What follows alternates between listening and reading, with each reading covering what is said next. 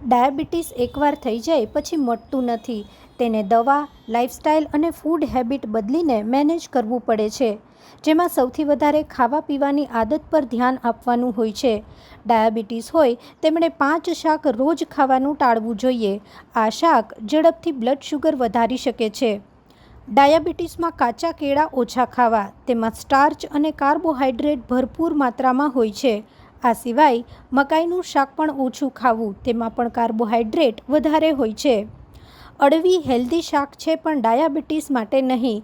આ એક starchy vegetable છે જે કાર્બોહાઈડ્રેટથી ભરપૂર હોય છે. બટેટામાં સૌથી વધુ કાર્બોહાઈડ્રેટ હોય છે અને તેનો ગ્લાયસેમિક ઇન્ડેક્સ પણ વધારે હોય છે, જે બ્લડ શુગર ઝડપથી વધારે છે.